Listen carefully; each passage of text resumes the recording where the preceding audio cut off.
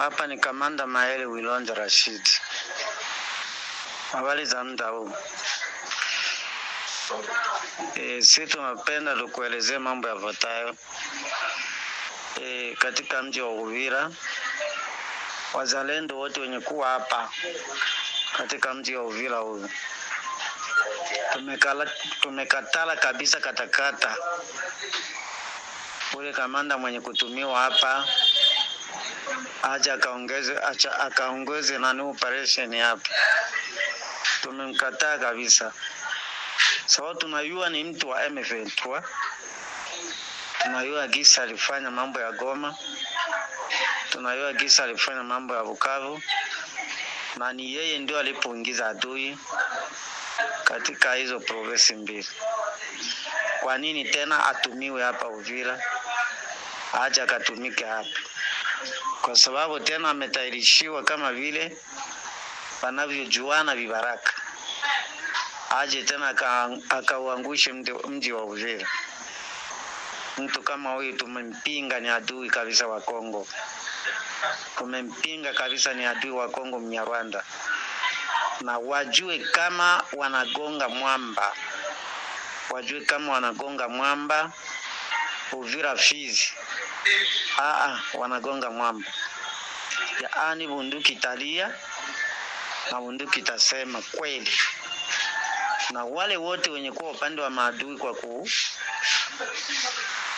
kwa kukaribisha wale maadui wa Nyarwanda waingie katika miji yenye kubaki, wamedanganyika. Yaani tutapigana mpaka wa mwisho. Atupende kusikia sauti M23 na raia yote yenye kuunga M23 mkono wataenda nao Rwanda. Wajue hakika wataenda nao Rwanda. Kwa sababu tunajua M23 ni jeshi ya Rwanda. M23 imetoka muinji ya Rwanda. Kwa hiyo hatutaikaribisha. Uongo kabisa. Mpaka wa mwisho. Mwenye kuwa na sauti ama mwenye kusema katika siku ya leo, katika jioni ya leo, ni Kanyama Kaloko Fuzi Kabambi Maele Wilonja Rashid.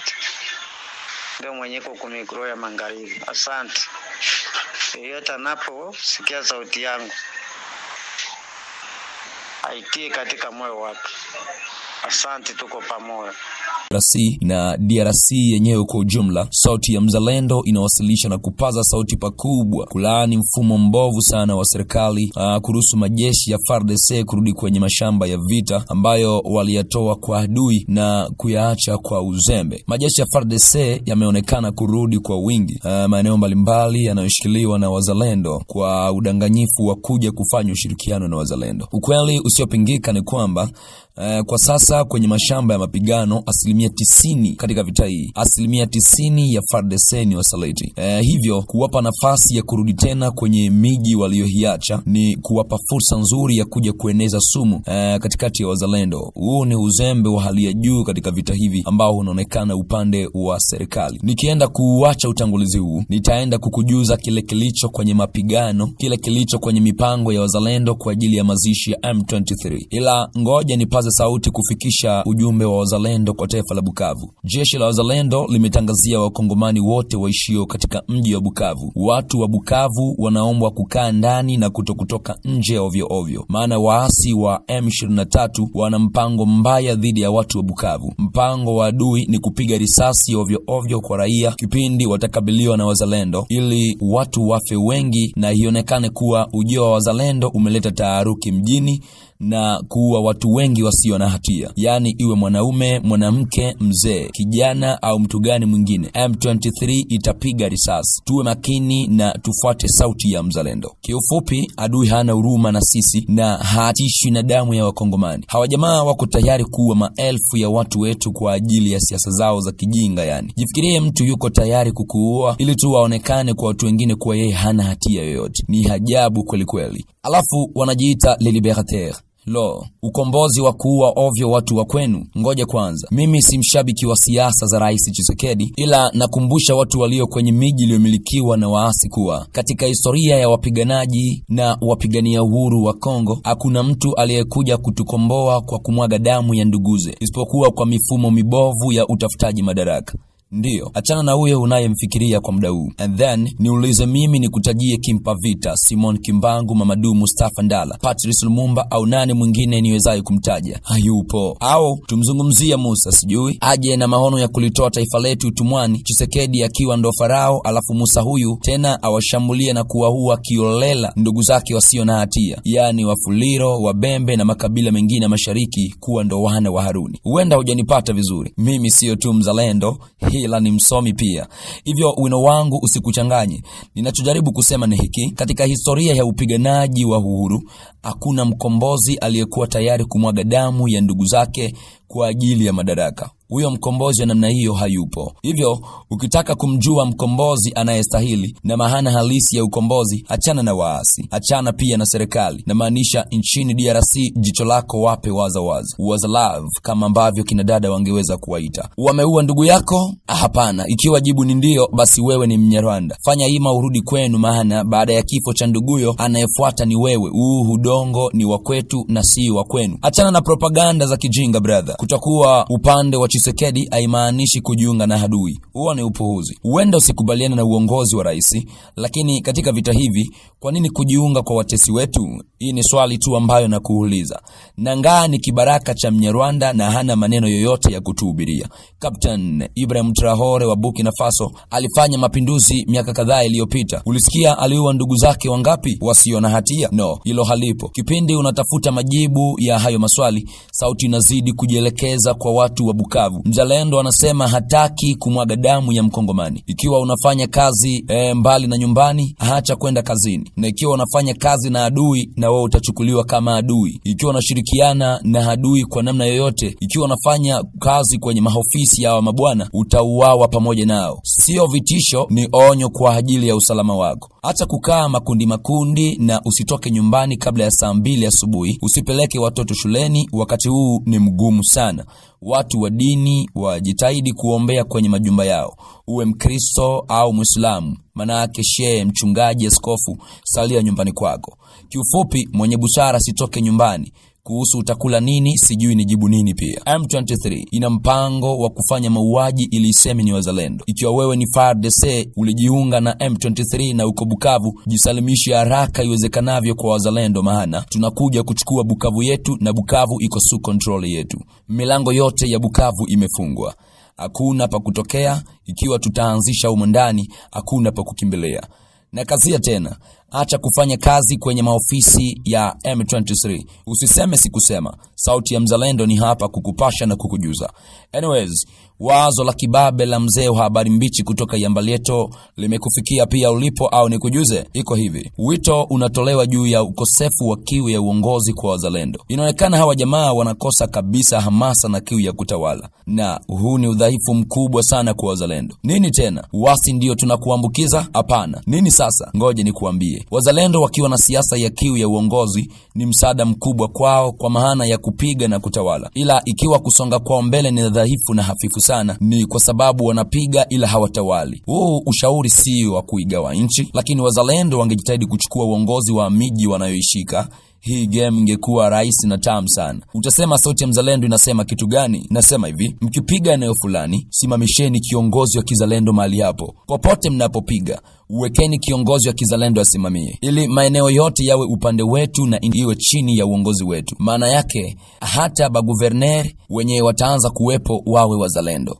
Ukweli usiopingika ni kwamba rais wetu haeleweki kwenye vita hivi. Hivyo hatua nyingine ya kushindwa ni kuendelea kumtegemea huyu bwana kwa asilimia zote. Huko pia ni kushindwa.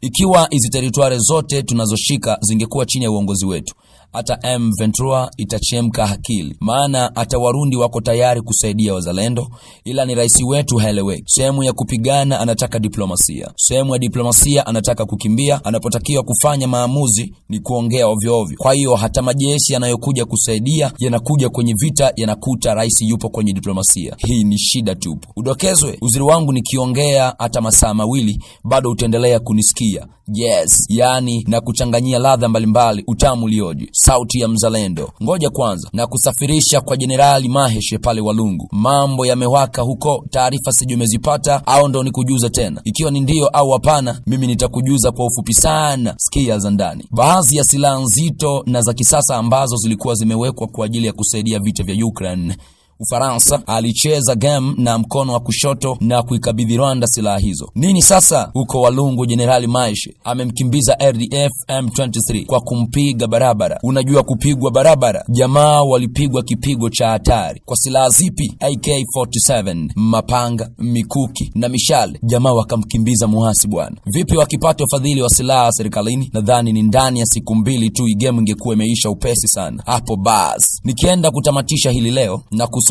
na kukudokeza kidogo nilichoandika kwenye ukurasa wa mwisho kabisa wa makala yangu. Ninayo mawili. Moja la kwanza liko hapa. Madai ya Donatien Seba sijui yamekufikia juu ya vita hii au hujayasikia. Namnukuu, hata kama wanaweka vikwazo juu ya Rwanda, tutaendeleza vita hivi nchini DRC kwa sababu Joseph Kabila ana uwezo wa kufanya kila kitu. Rwanda haifadhili vita nchini DRC. Jukumu la Paul Kagame ni kutoa jeshi pekee na mabaki ni jukumu la Joseph Kabila. Ndio maana hatuogopi vikwazo vya aina yoyote kutoka kwa watu wa magharibi, alisema bwana Donatien Seba. Baada ya tamko hili naelewa kwamba maadamu Joseph Kabila yuko huru, huyu sasa ni mimi, sauti ya mzalendo.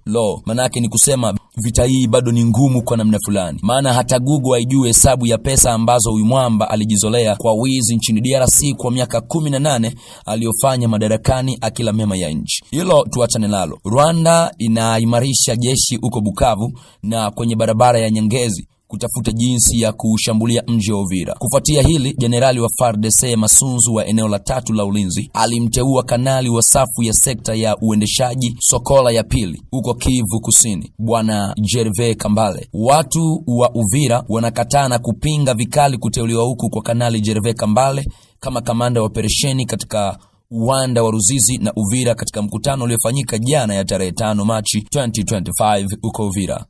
Gervais Kambale wa FARDC ni msaliti. Aliacha maeneo mawili kwenye mikono ya wahasi, Minova na Pinga. Alishiriki katika ambushi ya askari wenzake 45 wa FARDC katika sheferia Bafuliru, kijiji cha Koloholo. Ikiwa FARDC na serikali zinahitaji kulinda kusini mwa Kivu Kusini, ni lazima iweze kumleta mtu mwingine badala ya kanali Kambale, alisema bwana Fikiri Mashimango wa Societe Civile ya Uvira wakati wa mkutano na raia. Shida ile inaisogelea Uvira na Sud Kivu kwa ujumla. Adui ameanza kujipatia pionti za kutumia. Unakumbuka nilipoanza na wewe umuhimu wa wazalendo kujitangaza kutawala maeneo wanayodhibiti. Siongei sana, kila mwenye sikio na asikie maneno ambayo muonaji anawaambia waza wa nchi. Si vous êtes en connivence avec l'ennemi, en tout cas mes chers officiers, le moment est venu où nous devons changer. Regardez l'honneur d'un officier. Honneur ya officier. Mutumoko boyazu munduki lelo lobi aye avandi onase. Yo kanisi bakope sopete wana. Yo kanisi qu'ils vont vous considérer. Ils ne vont pas nous considérer. Si vous vous trompez, moi je vous rappelle nazoye bisabino ke bozonge la mayele boyeba ete nous devons consolider les acquis comme l'a dit le chef de l'État.